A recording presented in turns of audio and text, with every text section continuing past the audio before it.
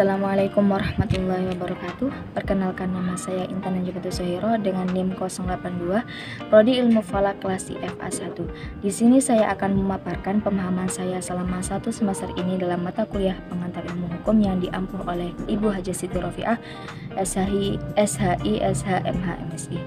Langsung saja masuk pada pembahasan. Sebelumnya, apa sih hukum itu? Jadi, hukum adalah peraturan-peraturan yang bersifat memaksa, yang dimana menentukan tingkah-tingkah laku manusia dalam lingkungan masyarakat yang dibuat oleh badan-badan resmi pelanggaran, yang mana terhadap peraturan tadi berakibat diambilnya tindakan, yaitu dengan hukuman tertentu. Lalu, apa sih tujuan hukum itu? Tujuan hukum sendiri adalah menjamin adanya kepastian hukum dalam masyarakat.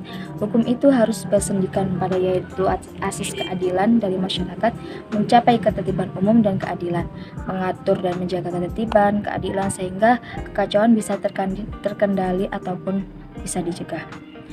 Lalu, alasan mengapa hukum itu ada?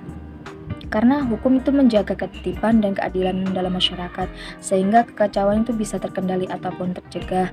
Hukum menjaga harmonis sosial dalam politik, mencegah perang melaku yang mengancam kehidupan dan juga kelangsungan masyarakat. Hukum juga menjaga hak-hak asasi manusia, mencegah penyalah dan pencurian kepadaan oleh pemerintah ataupun pihak yang lain. Hukum menjaga kelestarian lingkungan, mencegah penggunaan sumber daya alam yang tidak berkelanjutan, dan juga mengancam kesejahteraan masyarakat. Lanjut pada pembahasan selanjutnya tentang ilmu hukum normatif yang biasa disebut dengan dogmatika hukum atau ilmu hukum dogmatik. Menurut THM Meusen, ilmu hukum tersebut mencakup semua kegiatan ilmiah yang bertujuan untuk mempelajari isi dari sebuah tatanan hukum yang bersifat positif dan konkret. Bisa dikatakan bahwa ilmu hukum normatif adalah bagian dari ilmu hukum yang melihat dan juga mengkaji hukum dalam perwujudannya sebagai norma-norma hukum atau bisa disebut dengan ilmu tentang hukum normatif. Ilmu hukum normatif mencakup pada norma-norma hukum baik yang terdapat dalam peraturan perundang-undangan dan lain-lain seperti putusan-putusan pengadilan. Dalam pergaulan hidup norma pergaulan hidup norma itu dibagi menjadi 4. Yang pertama norma agama, norma susila, norma kesopanan dan juga norma hukum. Keberlakuan norma hukum dapat dijelaskan sebagai keberlakuan norma menurut hukum waktu, menurut tempat, menurut orang, dan juga menurut materi. Kemudian pembahasan selanjutnya tentang sistem hukum. Apa sih sistem hukum itu? Sistem hukum adalah kumpulan dari unsur-unsur yang saling berinteraksi dan bekerjasama untuk mencapai satu tujuan. Sistem hukum terdiri dari beberapa bagian yang disebut dengan subsistem hukum, seperti masyarakat hukum, lembaga, dan pemerintah. Sistem hukum memiliki tujuan mengatur dan menjaga ketertiban, keadilan sehingga kekacauan bisa terkendali dan juga dicegah. Dan dalam sistem hukum terdapat persamaan dan juga perbedaan.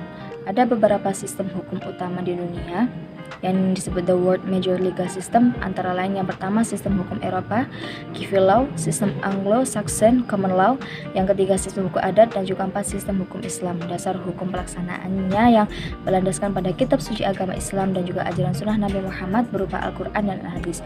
Berdasarkan sunnah, hukum Islam adalah hukum yang statis dan tidak mungkin dilakukan amandemen seperti pada sistem Eropa kontinental dan juga Anglo-Saxon. Sistem hukum Islam pada dasarnya dianut oleh negara-negara yang menganut paham agama Islam, kebanyakan negara-negara yang ada di Timur Tengah dan sebagian di Asia Tenggara. Lalu di dalam hukum dan ilmu hukum itu telah terbentuk berbagai pengertian ataupun suatu konsep yang dikenal dengan konsep yuridis, legal concept.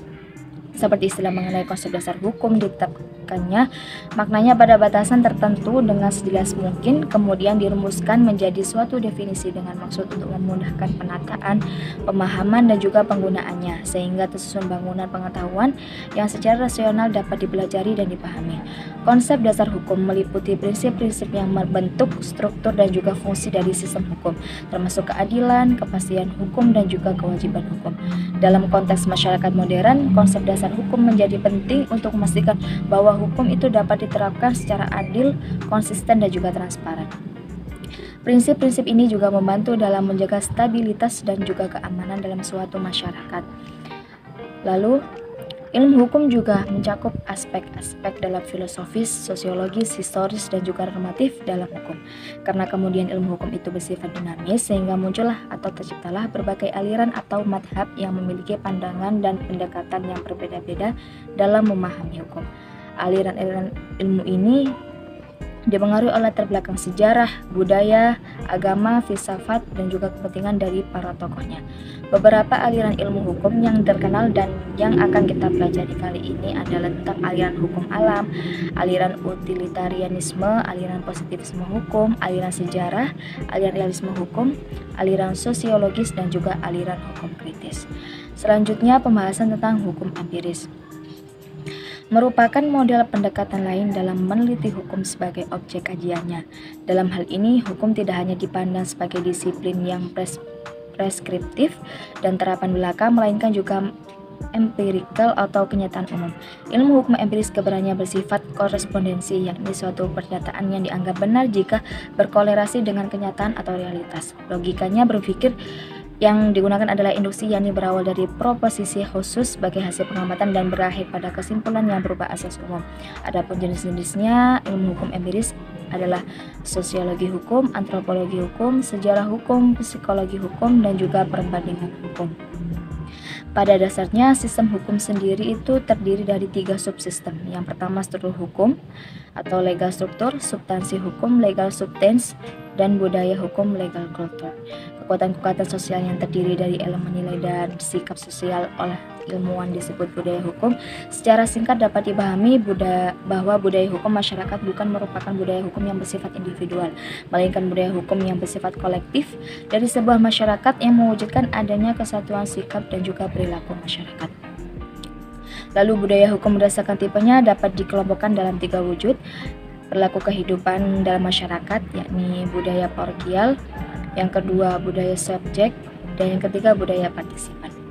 Budaya hukum ini telah lama menjadi persoalan yang dianggap tidak mendukung bagi pembangunan di Indonesia. Budaya hukum bisa dianggap sebagai respon yang bersifat penerimaan ataupun penolakan terhadap suatu peristiwa hukum yang terjadi. Budaya hukum memiliki peran yang sangat menentukan terhadap makna hakiki akan pentingnya hukum bagi peradaban manusia. Lalu yang terakhir tentang unifikasi hukum Indonesia. Unifikasi hukum Indonesia merujuk pada upaya menyatukan beberapa sistem hukum yang berlaku di Indonesia. Unifikasi hukum bertujuan untuk menciptakan keseragaman dan keadilan dalam penerapan hukum di seluruh wilayah Indonesia. Namun, unifikasi hukum juga menimbulkan tantangan terutama dalam mengakomodasi keragaman budaya dan juga adat istiadat yang ada di Indonesia. Hal ini yang dapat menimbulkan ketidakadilan dalam penerapan hukum terutama dalam hal-hal yang berkaitan dengan hukum perdata dan juga hukum tanah. Lalu tentang pluralisme hukum di Indonesia. Pluralisme hukum Indonesia mengacu pada berlakunya banyak sistem hukum bagi semua golongan dalam satu wilayah, khususnya di Indonesia ini. Pluralisme hukum menegaskan bahwa masyarakat itu memiliki cara berhukumnya sendiri yang sesuai dengan rasa keadilan dan kebutuhan mereka. Konsep ini menekankan pentingnya mengakui dan menghormati keragaman sistem hukum yang ada di Indonesia, termasuk sistem hukum adat dan juga agama. Pluralisme hukum di Indonesia menjadi penting dalam konteks pembangunan hukum nasional dan pengenalan hukum pada masyarakat. Sekian pemahaman yang dapat saya sampaikan, kurang lebihnya mohon maaf. Assalamualaikum warahmatullahi wabarakatuh.